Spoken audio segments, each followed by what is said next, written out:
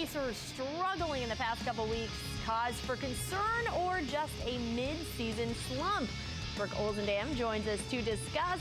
And looking for ways to keep your golf game on point during the dismal weather, we have got the perfect story for you later on Sports Locker Sunday.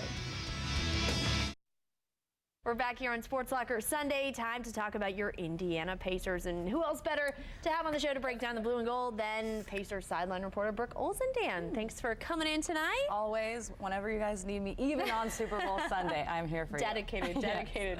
Of course, the big news this week that has everybody talking is the addition of Andrew Bynum, a guy who's had success on the court, but also had some of his off-the-court issues. What was your initial reaction when you heard he was coming in? Well, I heard the night before, I heard of some rumbling, so I had some time to think about it. And first and foremost, whatever Larry Bird and the rest of the management decide, I'm backing. They know much more than we do, and they, of course, their faith in Paul George and then Lance Stevenson, that has obviously panned out. So I thought about it, and I'm thinking, well, they must have their reasons. So I went back and looked, and yes, he took the Lakers to 2 world championships. He's very talented. Yes, he's had some issues that I don't know, you only hear one side of things. And I spoke with Larry yesterday at shoot-around, and he said, I don't judge people until I actually get the chance to meet them and can ask them and really form my own opinion. And he said he met him, he thinks he'll be a great addition.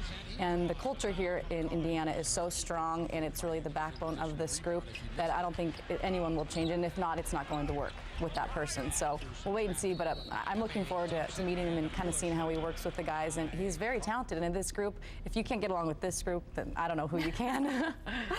We're going to hear from Coach Vogel now about his opinions about bringing Bynum in.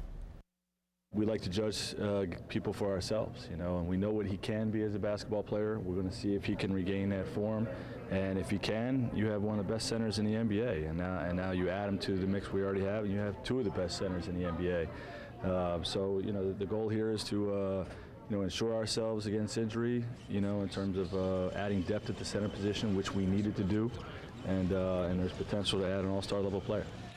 Some exciting news for Paul George, Roy Hibbert, and of course Coach Vogel at the start of the week, all heading to the All-Star game. But a lot of folks think there should have been another player in there, Lance Stevenson, getting snubbed. How do you think he'll respond to being left out? Well, he responded with a triple-double that night, which I joked, will Lance go for 50-plus after hearing that news? And he was disappointed. There's no getting around it. He had rallied for it. He had said, he made it clear that he wanted to be there, and his numbers proved it. I mean, personally, I was disappointed. I would like to have seen him there just because of the sheer improvement from last year. And he really is, I wouldn't even say the X factor anymore. He is a key to this team when it comes to the energy. There are nights when some of the guys are lagging. It's on the road trip and they were tired. Lance brings the energy every single night, and it's contagious with that group. So he responded with a nice game. I think he'll continue to play. He gets out there and he just wants to play. And if anything, and we've talked about it, maybe perhaps a chip on his shoulder the rest of the season because he should have been there. And a lot of people thought the same, and especially the coaching staff. I know probably Frank was more disappointed than anybody that he didn't make it, and Roy mentioned it as well. So disappointing, but he's not going to let it affect his play. If anything, it will spur him to bring it even more if you can. You never know with Lance, but there's always another level, even if you think he's at the top. Now, the past couple of weeks, obviously, they've been out on the road, grueling road trips, but they've had some struggles, after such a strong start to the season, 4-3 over the past 7 games, only 7 losses before that. Do you think it's just kind of a mid-season lull? I mean, the NBA season is so long. Right. Well, we were so spoiled. We got used to these wins night after night after night that when a loss happens, the sky is falling, and it's not like that. You nailed it with it. It's an NBA season. It's really long, and halfway through there are times when you just you get tired. And that road trip was a long one, 10 days, 5 games against some teams that Western Conference teams like to get up there and run. So these guys were pretty tired. And Coach had said, he said it from the get-go. We win at home. We know, we're going to have a winning record at Bankers Life, but on the road, I want us to at least go 500. And they did. They went 3-2 on the road trips. Some nights that I wasn't expecting to see, the 24-point loss. That was a rough one. It wasn't the team that we see most nights. But it's not a huge cause for concern. And like I said, it was such a crazy start to the year where winning became just a way of life. That there are going to be losses that you're not expecting, and it's all that matters is they get that home court advantage, and not a huge cause for concern. Certainly something that is a little bit of a cause for concern, the turnovers. Yes. I know when they beat the Nets yesterday, season high 24 turnovers.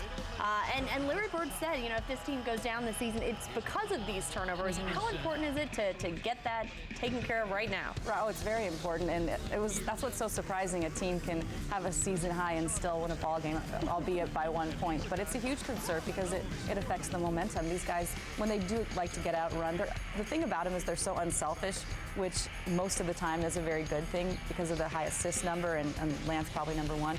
But at the same time, they're looking for their teammates so much that there is a bad pass. And Paul George had a few uncharacteristic turnovers last night that we haven't seen him really do all season long. So it is a huge concern because the second they start getting into that where they're not taking care of the ball, you lose that momentum and they can't really get back into their mindset when they get onto to the offensive side because they're looking to make sure to take care of the ball, and it really does affect the way they play because they like to run their plays through, and that's a good thing, all the way through to the guy that's supposed to shoot the ball, which could be 6 passes.